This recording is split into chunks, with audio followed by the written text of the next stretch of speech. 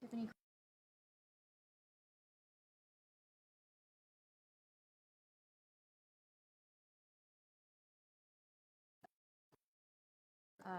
Reverend Crutcher, if you want to start, tell us your favorite memories of him and just a little bit more about who he was. It's in the latter part of Terrence's life. One of the favorite things is Terrence said he was going to make it big as a gospel singer. We're connected to the Gospel Music Workshop of America, and we have a chapter in Tulsa, Oklahoma, Tulsa chapter of the Gospel Music Workshop. And the Gospel Music Workshop organization has over 250 chapters over the United States and maybe in 3 foreign countries. And that's one thing that Terrence loved to do. We love doing that. I'm a musician. I minister music at my church. I'm the chapter representative for the Tulsa chapter of the Gospel Music Workshop of America. That was one of Terrence's passions. In fact, that's why Terrence was going to school. He wanted to professionalize his music abilities, so he was majoring in music at the Tulsa Community College. What were some of his favorite songs to sing? I won't complain. Jesus, you're the center of my Jesus, joy. you're the center of my joy. And Fred Hammond and Commission was his favorite singing group. yeah, Terrence has a project that him and my oldest son, who was a musician, he passed 2 years ago, called I Want to Know Your Name. And that was one of his favorite songs. I just play it over and over in the car. Me and his daughter was playing it yesterday, and we just cried and cried and cried. Mrs. Crutcher, how about you? What's one of your favorite memories of Terrence? Just having him around, he could make you laugh in the twinkling of an eye. He was always joking and telling us about different friends, you know. But he was my compassionate son. No one could ever do anything that would turn him away from being their friend. He loved people, and the people knew that Terrence was their friend. Dr. Crutcher, you guys just celebrated your birthdays. And talk a little bit about what he was looking forward to. Yeah, we just celebrated our 40th birthday last month, a little bit over a month ago, August 16th, and we had a great conversation. I would say that he was my accountability partner and I was his, and we talked about our next 40 and goals and dreams and aspirations and just becoming better, you know, wanting to do something big in life. And I know the last thing he said to me was that, you know, I love you and God is going to get the glory out of my life, and I'm working on me, and I'm going to make you all proud. And now we'll never get that chance. We'll never get that chance. We're just really just numb right now, just dealing with the whirlwind of emotions, confusion, pain, hurt, anger, and rightfully so. So take me through the last few days. When you heard about what happened, tell me about that, and when you guys saw the video. I know that what really upset me, of course he's gone, but there were so many things wrong with that video, from the helicopter police, you know, public servants who are paid to protect and serve us, prejudging him, saying he looks like a bad dude because of his size. I mean, from way up in the air, you know, from when he was shot and tased almost simultaneously and left there bleeding. Nobody stopped to see if they could save him, to see if he was coherent, to see if he was alive. They just let him lay there. They just let him lay there. So what are you guys hoping to see happens as a result of this? We're seeking justice. We want this officer to be charged with first-degree murder, premeditated murder, because she had the opportunity to assess the situation. She should have been trained in this area to be able to understand what was going on. But she neglected her training, if she even had training at all to be able to do this, and she just murdered my son. So we want her to be brought to justice. Attorney Crump, could you tell us a little bit about the steps that the family is taking and what's next in the legal process? Certainly, well, this family now is having to deal with the task that no parent wants to deal with, and that is preparing to have a homegoing service for their son. And it's one step at a time. First, they have to deal with that, and they can't even grieve properly because they got to deal with trying not to let his death be swept under the rug. And they're thankful to everybody who's praying for them to get through this, praying for justice, but they have such a cross to bear. Remember, he has 4 little children that they now have to try to explain while the people who are supposed to protect and serve them hear their father on video. And I would simply say, before Attorney Solomon Simmons kind of break down the video and the things we see in that video, the call to action is not very complicated. They want leadership from the leaders in that Tulsa community. They want the police chief to use this tragedy to make some change within his department. Number one, the police body camera videos, as Attorney Solomon Simmons and I said, they all had them, but they didn't turn them on. She had the dash cam video that she didn't turn on. The body microphone, so we could have heard that, what was said. So that's the first thing. If you're going to have this technology, you got to use it. Secondly, the implicit bias training that they have to have, because they didn't know Terence from Adam. He was a citizen. They just came on. He had not committed a crime. He had not did anything nefarious that they knew anything about. So why did they prejudge that he was a big, bad dude? That is something we have to deal with in this country, and Tulsa can be the first example of that. And then secondly, for the mayor and the leadership, you want them to not put this family through protracted litigation to get justice for his 4 children, because they have suffered a loss that they're going to have to deal with for the rest of their entire life. And so they need to do right by his children. And lastly, as Reverend Crutcher said, the prosecutor needs to bring a vigorous prosecution to hold any and everybody accountable for killing yet again another unarmed man of color in broad daylight who had his hands up. That's so critical. You look at that video, he has his hands up walking slowly to the car. Now the helicopter is loud and, you know, who knows what can be heard, but we know based on what we see visually, there's no way to justify that killing.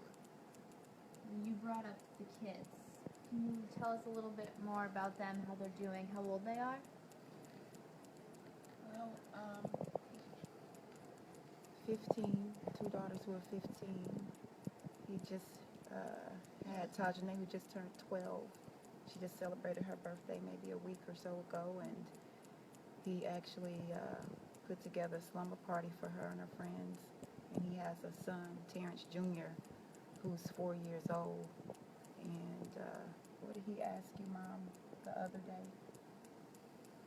Well, a couple of days ago, he asked, "Where's my dad?"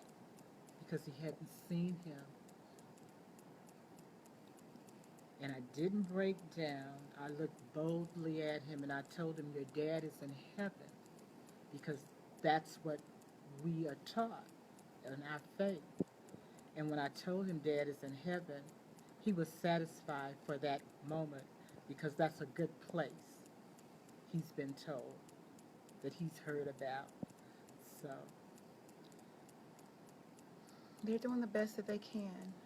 It breaks my heart for them to see them cry, and we didn't want them to see the video, but it's on social media, they're on Facebook, it's all over, pops up on the TV every other commercial, and they just happened to be in the den when it came on, and it just broke my heart to see that they had to watch their father being gunned down and laying there. It's on the front page of the newspapers, and to see him laying there, the puddle of blood, it breaks my heart.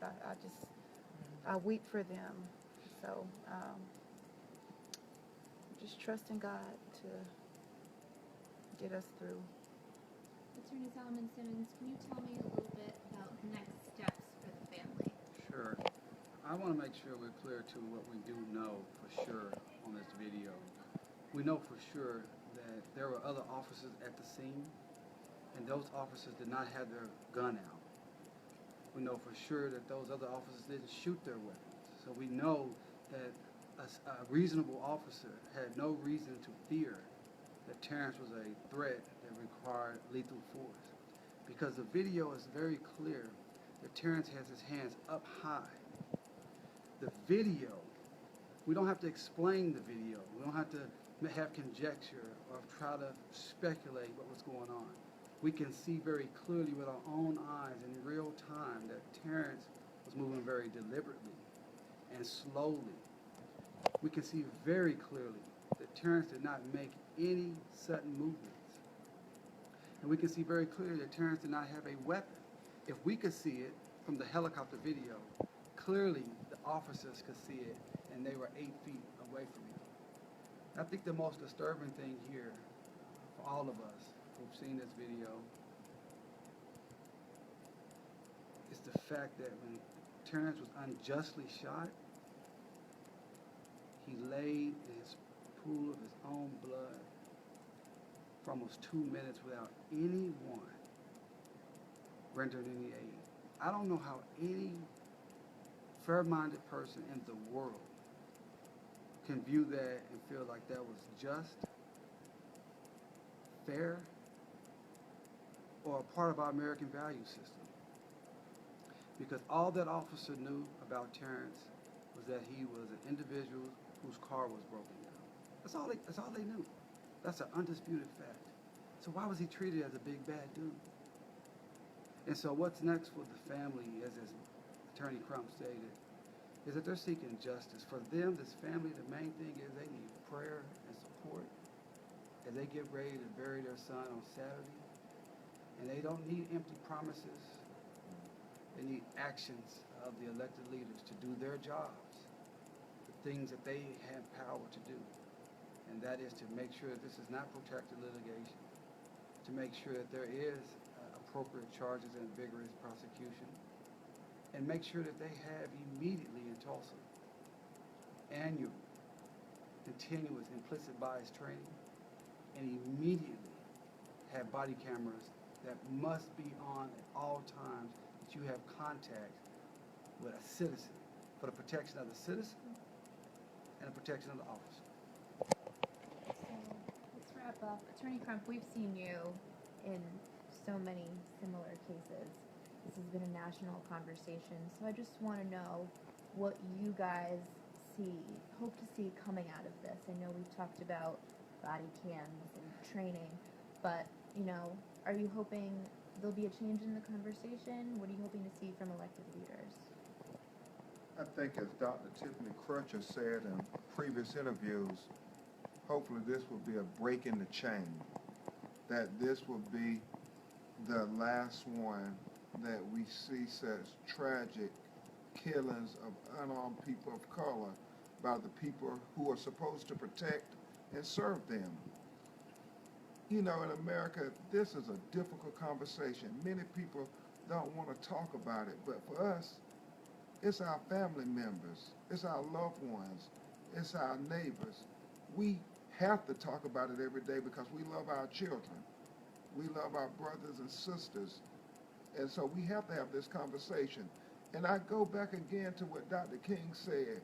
Some people just want everybody to calm down so they can say, oh, all right, we're okay, we can move on. But Dr. King said peace is not the absence of tension. Peace is the presence of justice. And so for all the country, getting justice here in Tulsa on all those things that Attorney Solomon Simmons just mentioned will be the start to being able to heal not only the Tulsa community, But in many ways, here in America, we have to deal with this crisis. And it can't just be if we don't have protests, then we're okay. Because that doesn't solve the problem. Solving the problem is giving justice to these families. Dr. Crutcher, let's wrap up with talk a little bit about there has been so much talk on social media about this. A lot of people are talking about it. So what, if any, good do you think can come of this moving forward? Well, I'm just eternally grateful and just humbled by the outpouring of support from people all around the world of different backgrounds, different cultures, different ethnic groups. I mean, just since this happened and since the video has been released, everyone has been showing their support and love and kindness, acts of kindness just all over. And that's what this is all about, putting aside, you know, your political affiliations, detoxifying our egos, you know, putting aside pride and seeing this for what it is, looking at this thing objectively. And, you know, and I believe that everybody wants justice for Terence, so we all can start to heal again. And I believe this particular situation, this case, my brother, his legacy is going to live on, because now I believe that we're opening up more doors to really become more aware and see that it really is an issue, and how do we resolve it. And so, you know, his life is not in vain. And that last text he sent me, God is going to get the glory out of my life, I believe that's what he meant right here. So thank you so much for having us, and I'm just so grateful to our counsel, Demario, Solomon Simmons, and Attorney Crump. Their compassion for us has just been just so admirable, and I just feel like their family, and their sincerity and just genuineness, just calling us, how are you doing, get some rest. I mean, we just can't ask for better people to be helping us with this, I would say, movement. This is a movement for us right now. Well, thank you guys for joining us. We appreciate it. We're sorry to meet you under these circumstances, but you guys have been great voices for Terrence. So thanks so much.